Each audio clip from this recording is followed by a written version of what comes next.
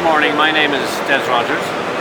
I'm the principal in a company called City Splash Tours, and we're here at IAAPA exhibiting as a first-time exhibitor, and we are in the business of providing amphibious vehicles into the splash tour industry.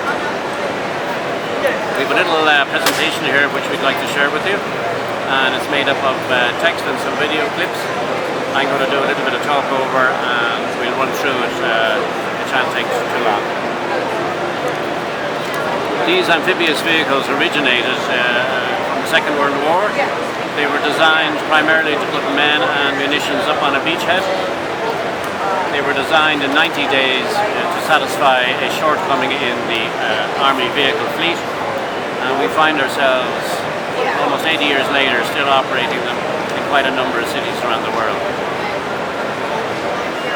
They were based on a 2.5-ton GM truck body, and they were converted to become amphibious, and they had an expected short lifespan. Their actually armour protection, etc. was very lightweight. They were trialled to withstand a certain wave height.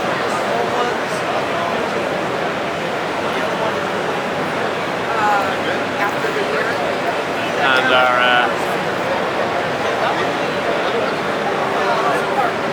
as a result of the industry adopting these vehicles and introducing them to other cities, they're now spread around 60 cities globally through all the 5 continents. As you can see, there's quite a collection of adaptations. About half the fleet worldwide are the old Army World War II Ducks, and then you've got a mix of alternative vehicles, but all based on the same theme, basically to carry passengers both on the road and on the water.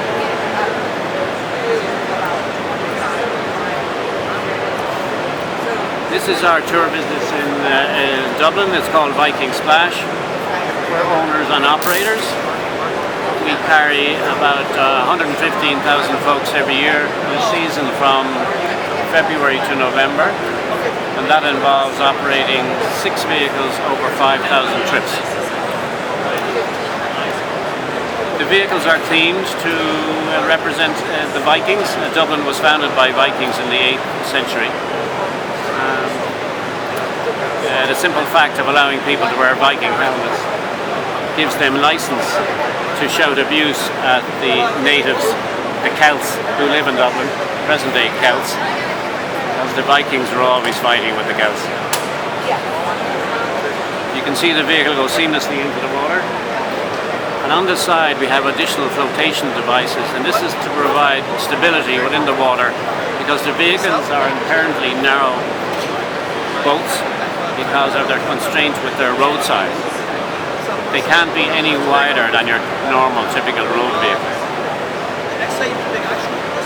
The tour lasts about an hour and a half. About 25 minutes of that is in the water. The current vehicles that we operate have 28 passengers and 2 crew.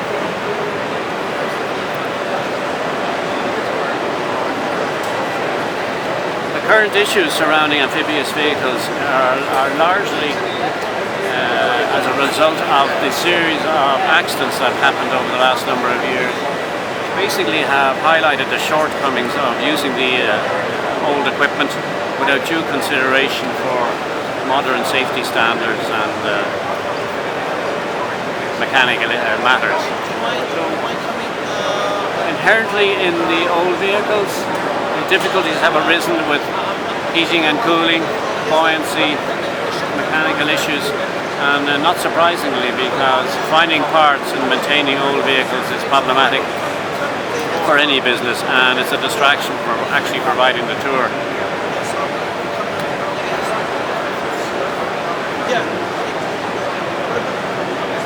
As a result of these shortcomings, we took it upon ourselves to design a contemporary vehicle, which we call a Salamander, and that's based on using a modern truck chassis and converting that to become both a city bus and following bus regulations, and it must also follow passenger vessel regulations. So it must comply with the Marine Coast Guard, and it must comply with the Department of Transport regulations.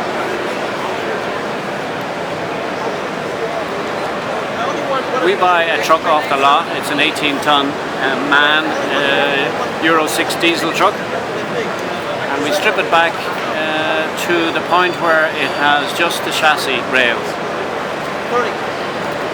You can see that our operators work very fast. They're very efficient. And when we get the rails to the point where they're off the truck, we then bring them to a hull building facility. Are certified to build a hull under marine conditions. This is a very onerous and quality controlled system supervised by what's known in the industry as a ship's class society.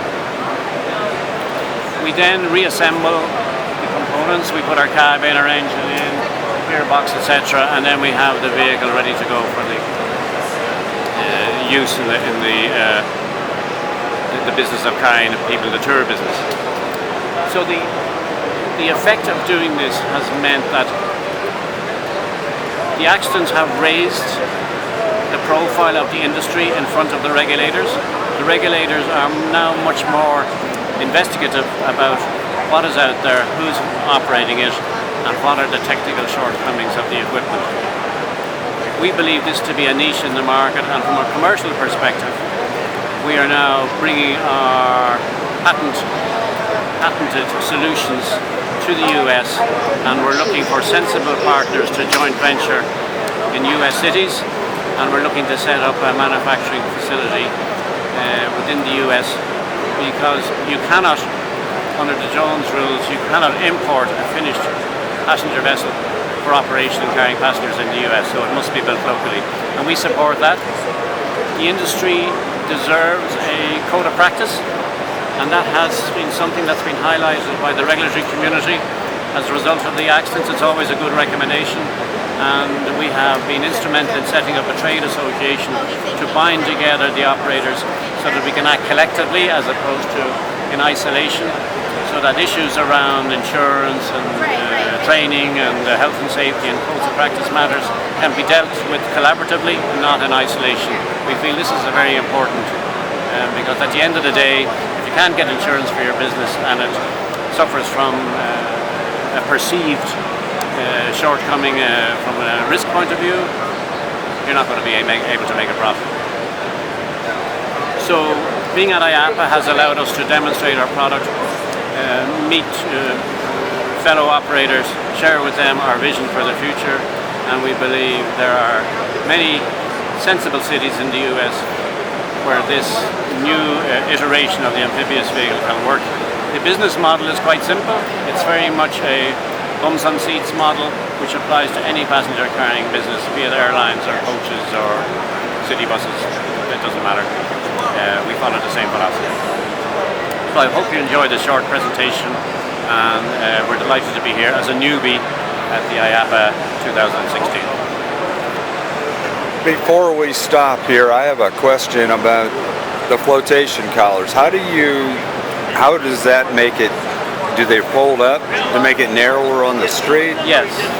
They're known in the industry as sponsons, and they're retractable. So when the vehicle is on the road, to maintain its road width, the sponsons nest up in the roof of the vehicle, in the canopy, and then when you come to the water and you arrive at the slipway, they are deployed, mechanically deployed, so that they arrive and they settle and are locked in just in a position above the waterline. They're there to provide a stability aspect to the vehicle. Because of its narrowness, it's effectively a narrow boat, and the sponsons, let's call them sponsons or outriggers, what they've been known colloquially as, they provide that degree of stability. In an emergency situation, the passenger would exit the vessel through the window. He would actually step on the sponsons, which has a non-slip top surface on it, and would allow him to position himself or herself there to get into the rescue vessel. So they're very important from the perspective of the Coast Guard. So you mentioned that you have a trade association. Are you using that to develop a safety standards program for all operators? Absolutely. So what that allows the industry to do is to develop a code of practice for the operator that takes into account all the elements of operating such a business.